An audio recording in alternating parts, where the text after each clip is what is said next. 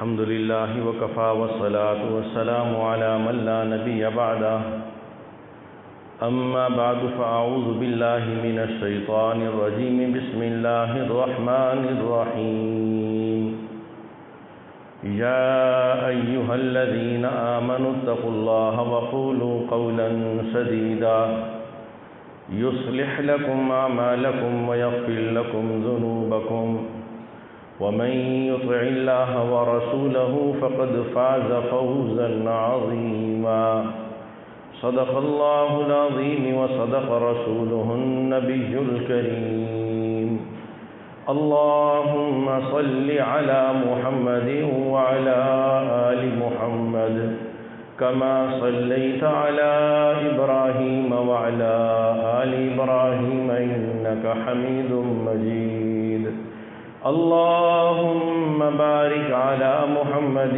وعلى آل محمد كما باركت على إبراهيم وعلى آل إبراهيم إنك حميد مجيد۔ میرے محترم دوستو، اللہ رب العزت نے سارے انسانوں کو موت کے بعد کی ابدی زندگی کے لیے پیدا فرمایا ہے۔ دنیا کی زندگی عارضی ہے، فانی ہے، اور مرنے کے بعد کی زندگی ابد الآباد کی ہے، ہمیشہ ہمیش کی ہے۔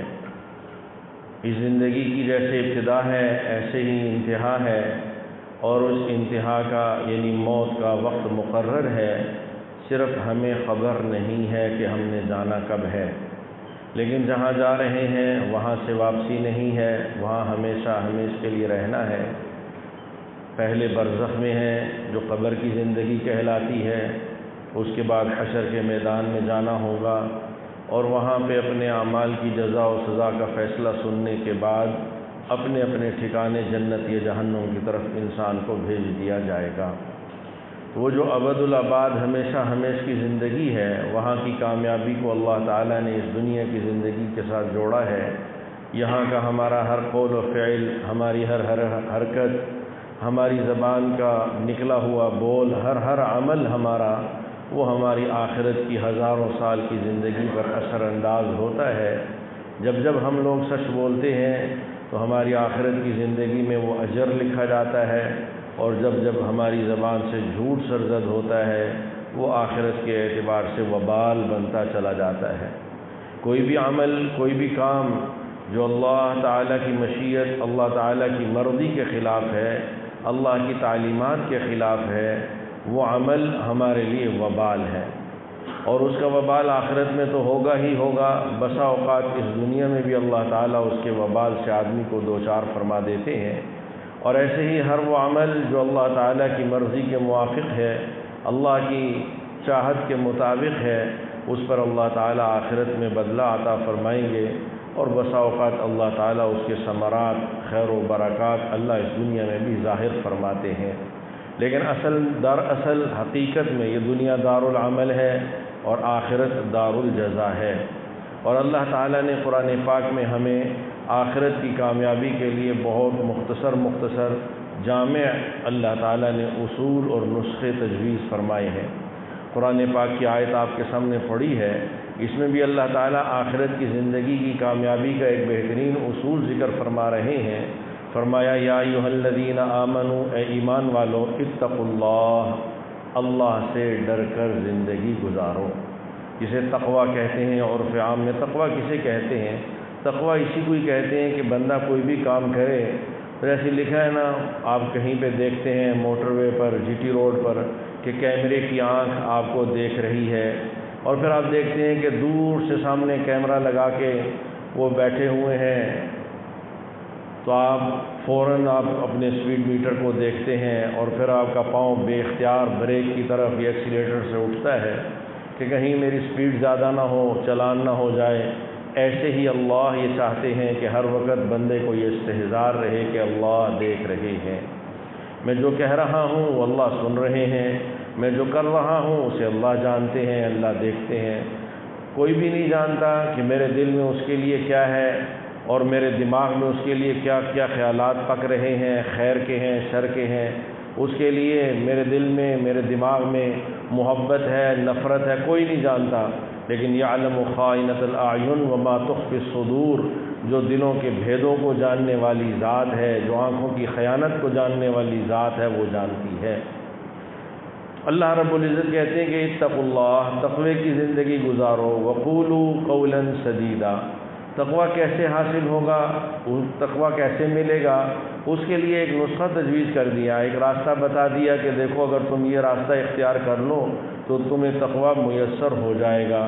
وہ کیا؟ وہ فرمایا قولوا قولا سدیدا، کہ اپنی زبان کو قابو میں لے آؤ، اپنی زبان سے وہ کہو جو اللہ کو پسند ہے، وہ نہ کہو جو اللہ کو ناپسند ہے، وہ بات بولو جو اللہ تعالیٰ جس پر خوش ہوتے ہیں ناراض نہیں ہوتے، وہ نہ بولو جس پر اللہ ناراض ہوتے۔ قولوا قولا سدیدا، صرف زبان کو کنٹرول کر لو، کیا ہوگا؟ یصلح لکم اعمالکم، تم زبان کو کنٹرول کرو گے، اللہ پاک تمہارے سارے اعضائے بدن کی اصلاح فرما دیں گے۔ صرف زبان تم قابو میں کرو، آنکھ اللہ قابو میں لے آئیں گے، دل اللہ قابو میں لے آئیں گے، دماغ اللہ قابو میں لے آئیں گے، کان اللہ قابو میں لے آئیں گے۔ یصلح لکم اعمالکم، کہ تم اگر صحیح بولو گے، بولنا اپنا درست کر لو گے، اللہ تعالیٰ اعمال کی اصلاح فرما دیں گے۔ اللہ خود کہہ رہے ہیں، گویا کہ اللہ پاک ایک راستہ بتا رہے ہیں، ایک اللہ تعالیٰ ہمیں ایک بہت آسان اس کا طریقہ بتا رہے ہیں کہ تقویٰ کیسے مل سکتا ہے، کہ تم اپنی زبان کو قابو کرو، اللہ تمہارے باقی تمام اعمال درست کر دیں گے۔ لیکن تم ہو پھر بھی تم بشر ہو، پھر بھی تم انسان، اور تمہارے اندر اللہ تعالیٰ نے ضعف رکھا ہے، کمزوری رکھی ہے، اور اللہ تعالیٰ نے کوتاہی کا عنصر رکھا ہے، تو فرمایا یغفر لکم ذنوبکم، کہ اللہ ایک تو اصلاح فرمائیں گے، اور دوسرا یہ ہے کہ اس اصلاح کے بعد بھی تم سے جو بتقاضۂ بشریت جو لغزش سرزد ہوگی، یغفر لکم ذنوبکم، اللہ ان گناہوں کو معاف فرما دے گا۔ فرمایا کیوں ہے؟ فرمایا من یطع اللہ ورسولہ فقد فاز فوزا عظیما، اس لیے کہ ہم تمہیں یہ جو باتیں کہہ رہے ہیں یہ ہماری اور ہمارے نبی صلی اللہ علیہ وآلہ وسلم کی جو تعلیمات ہیں ان کی اطاعت ہی حقیقت میں کامیابی دلانے کا راستہ ہے۔ من یطع اللہ ورسولہ، جو اللہ کی اطاعت کرتا ہے، اللہ کے رسول کی اطاعت کرتا ہے، فقد فاز فوزا عظیما، کامیاب ہونے والوں میں عظیم کامیاب ہونے والا یہی شخص ہے۔ ہمارے یہاں کامیابی کا تصور کچھ اور ہے، اور وہ سارے کا سارا دھوکہ ہے، ساری دنیا کے سارے انسان اس دھوکے میں ہیں، لیکن کم از کم مسلمان کو تو اس دھوکے سے نکلنا چاہیے، اس لیے کہ مسلمان کا اعتقاد، مسلمان کا ایمان، مسلمان کا عقیدہ، مسلمان کا پہلا تصور ہی لا الہ الا اللہ محمد الرسول اللہ ہے۔ اگر لا الہ الا اللہ محمد الرسول اللہ کو سامنے رکھ کر سوچا جائے تو کامیابی کا اس کے علاوہ کوئی تصور بنتا ہی نہیں ہے کہ اللہ اور اللہ کے رسول کو راضی کر لے، ان کی مرضی پہ چل لے تو کامیاب ہے۔ اللہ پاک ہمیں اس کی حقیقت نصیب فرما دے۔ تو اس میں اللہ تعالیٰ نے اپنی زبان کو قابو کرنے کا کہا کہ اپنی زبان کو قابو میں رکھیں، اور حقیقت یہ ہے کہ زبان اعضائے بدن میں وہ عضو بدن ہے کہ جو انسان کے لیے سب سے زیادہ، انسان کی ذات پر سب سے زیادہ مؤثر ہے، جس کا اثر ایک آدمی کافر ہے، غیر مسلم ہے، عیسائی ہے، یہودی ہے، ہندو ہے، کوئی بھی مذہب سے تعلق رکھتا ہے، اسے اسلامی تعلیمات سے روشناس ہوتا ہے، تعارف حاصل ہوتا ہے کسی بھی سعادت سے، تو وہ اسلام لانا چاہتا ہے، تو کون سا عضو بدن اس کا حرکت کرے گا کہ وہ مسلمان ہو جائے گا؟ ایمان قلبی، تصدیق قلبی ہے، تصدیق قلبی تو دکھائی نہیں دیتی، کسی کی بھی دکھائی نہیں دیتی کہ وہ کس کیفیت کی ہے، لیکن ساری دنیا کے انسانوں کے لیے، اس کے لیے مسلمان ہونے کا ایک ہی راستہ ہے، وہ کیا ہے کہ وہ کہے گا لا الہ الا اللہ محمد الرسول اللہ، زبان سے دو بول بولے گا، اللہ کی توحید کا اقرار اور رسول اکرم صلی اللہ علیہ وآلہ وسلم کی ذات گرامی کی رسالت کا اقرار کرے گا، اقرار لسانی اس کو کفر سے نکال کر اسلام میں داخل کر دے۔ زبان کا بول بہت مؤثر ہے، زبان کا بول بہت طاقتور ہے، زبان سے آدمی کلمہ پڑھتا ہے مسلمان ہو جاتا ہے، زبان سے آدمی کوئی کلمہ کفریہ کہتا ہے کافر ہو جاتا ہے، دائرہ اسلام سے نکل جاتا ہے، لیکن کم قسمتی سے آج ہماری سب سے زیادہ جو آزاد عضو ہے وہ زبان ہی ہے۔ آزادی کا یہ مفہوم انتہائی غلط ہے کہ آدمی کسی پابندی کا پابند نہ رہے اور کسی اصول اور ضابطے کا ماننے والا نہ ہو۔ ایسی آزادی تو جنگل میں رہنے والے جنگلیوں کو بھی حاصل نہیں ہے۔ وہاں پہ بھی ایک جنگل کا قانون ہے، ان کے اپنے قبائل کا قانون ہے، ان کے اپنی اقدار ہیں، ان کے اپنی رسومات ہیں، ان کے مطابق چلنے والا ان کے ساتھ چل سکتا ہے۔ ایسی آزادی سوائے حیوان کے اور کسی کو میسر آ ہی نہیں سکتی کہ اگر آدمی یہ کہے کہ اس کے اوپر کوئی قانون لاگو نہیں ہوتا۔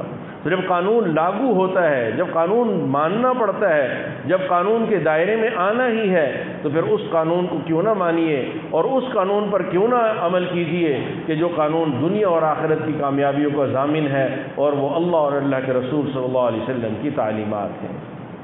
جب آپ اپنی زبان سے کہتے ہیں کہ حق بات کا کہنا، اب حق بات بھی کہنے کا، ہر حق بات زبان سے کہنے کی شریعت میں بھی اجازت نہیں ہے۔ یہ بھی انسان کو دھوکہ بسا اوقات لگتا ہے کہ نہیں میں منہ پر صاف بات کہہ دیتا ہوں۔ صاف بات کہنا اس کا اللہ تعالیٰ نے اس کو پسند کیا ہے اور صاف بات ہی کہنی چاہیے، لیکن اس کے آداب ہیں، ہر عمل کے آداب ہیں، ہر چیز کو سیکھنا پڑتا ہے۔ تو بہرحال اللہ نے تقوی کا راستہ جو ذکر فرمایا ان آیات میں، وہ فرمایا کہ قولوا قولا سدیدا، اپنی زبان کو درست استعمال کرو، زبان کو درست کر لو۔ زبان سے ہونے والی غلطیاں، زبان سے ہونے والی کوتاہیاں وہ انسان کو جہنم میں لے جاتی ہیں اور انسان کو دنیا میں بھی ذلیل و رسوا کر دیتی ہیں اور آخرت کی ناکامی کا بھی باعث بنتی ہیں۔ تو فرمایا قولوا قولا سدیدا، وہ بات کہو جو صحیح ہو اور درست ہو۔ درست بات کا کہنا، غلط بات سے بچنا، زبان کی حفاظت کرنا۔ نبی اکرم سرکار دو عالم صلی اللہ علیہ وآلہ وسلم نے ارشاد فرمایا کہ جو اپنی زبان کی صحیح استعمال کی ضمانت دے، میں اسے جنت کی ضمانت دیتا ہوں کہ زبان کو درست استعمال کرے گا۔ اور اللہ ہماری حفاظت فرمائے، سب سے زیادہ غلط استعمال زبان ہی کا ہے۔ اللہ کی مرضی کا بول ہے نہیں ہے اور سارے بول اللہ کو ناراض کرنے والے ہیں۔ وہی کہہ رہے ہیں ساری دنیا کے انسان، جو کہہ رہے ہیں وہی مسلمان بھی کہہ رہے ہیں، اور اسی کو رسول اکرم صلی اللہ علیہ وآلہ وسلم نے مرنے کے بعد کی ناکامیوں کا سبب اس کو ذکر فرمایا ہے۔ فرمایا قبر میں رکھا جائے گا تو وہاں پہ منکر نکیر اس سے سوال کریں گے، من ربک، تیرا رب کون؟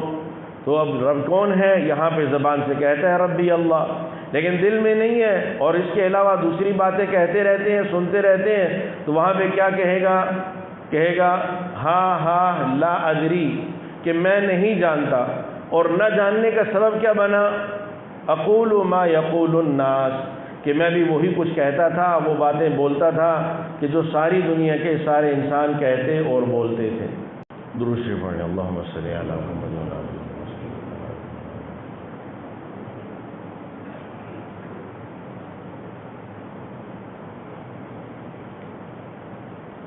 تو حدیث پاک میں رسول اکرم صلی اللہ علیہ وآلہ وسلم نے ذکر فرمایا کہ وہ آدمی اس سے پوچھا جائے گا من ربک، تو جواب میں کہے گا نہیں جانتا، لا ادری، اور ساتھ یہ کہے گا کہ اقول ما یقول الناس، کہ دنیا میں وہی کہتا تھا جو دنیا کے سارے لوگ کہتے تھے۔ پھر پوچھا جائے گا من نبیک، نبی کون ہے؟ تو اس کے جواب میں بھی یہی کہے گا کہ لا ادری اقول ما یقول الناس۔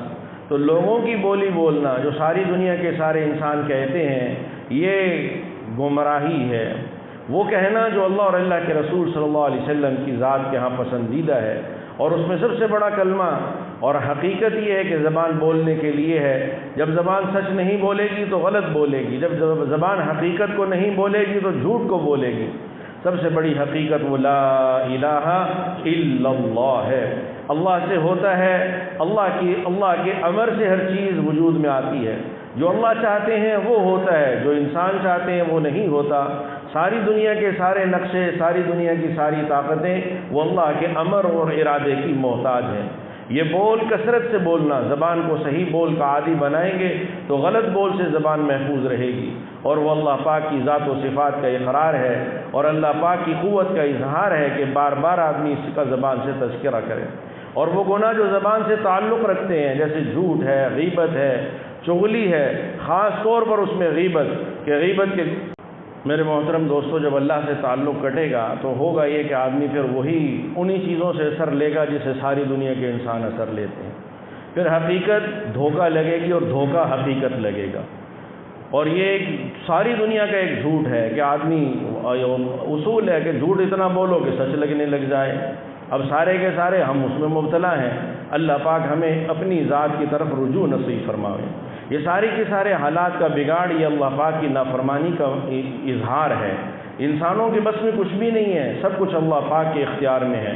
ہماری بدعمالیاں، ہماری غلطیاں، ہماری لغزشیں، ہماری کوتاہیاں یہ اللہ پاک کی نفرت اور اللہ پاک کے غصے کی صورت میں اور عذاب کی صورت میں اترتی ہیں۔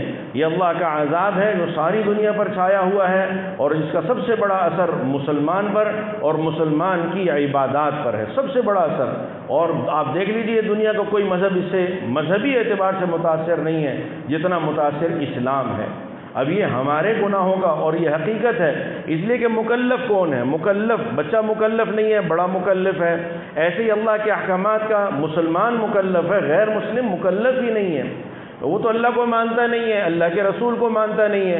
جو اللہ کا انکار کرنے والا دہریہ ایک طرف نکل گیا، اور جو اللہ کے رسول صلی اللہ علیہ وسلم کو نبی نہیں مانتا وہ بھی نکل گیا، وہ بھی شریعت کا مکلف نہیں ہے، اسلام کا مکلف۔ اور اللہ تعالیٰ نے ساری دنیا کے نظام کو اسلام پر چلا رکھا ہے، گویا کہ مسلمان پر چلا رکھا ہے۔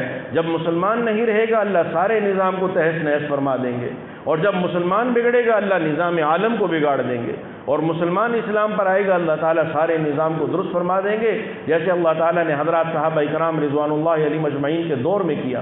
اب اس وقت ہماری ضرورت اس بات کی ہے کہ ہم کثرت سے اللہ کے سامنے استغفار کریں، اپنے گناہوں پر اللہ سے معافی مانگیں، خاص طور پر جن کی نحوست میں اللہ تعالیٰ کی طرف سے اتنا بڑا عذاب آیا اور 2 سال کا عرصہ گزرنے کو ہے، اب تک اس کے اندر کمی دیکھی نہیں جا رہی۔ کمی ایک عارضی طور پر آتی ہے، پھر دوبارہ وہی کیفیت بن رہی ہے اور وہی ساری کی ساری پریشانیاں بن رہی ہیں۔ اس لیے ضرورت ہے اللہ کی طرف رجوع کرنے کی، اپنی انفرادی زندگی میں، اجتماعی زندگی میں۔ اور ہمارے گناہ کیا ہیں؟ وہ بہت آسان ہے، وہ کوئی لمبی چوڑی فہرست کی ضرورت ہی نہیں ہے۔ اللہ نے ہر ایک انسان کے اندر خودکار نظام فٹ کیا ہوا ہے کہ جب آدمی کا دل کھٹک جاتا ہے کہ یہ بات میں کر رہا ہوں یہ غلط ہے، یہ کام جو میں کرنے لگا ہوں یہ غلط ہے، آدمی کو خود اس کا ایمان، غیر مسلم کو بھی اللہ تعالیٰ یہ بتاتے ہیں کہ جو تمہاری سوچ ہے اور جو تمہارے نظریات ہیں یہ غلط ہیں۔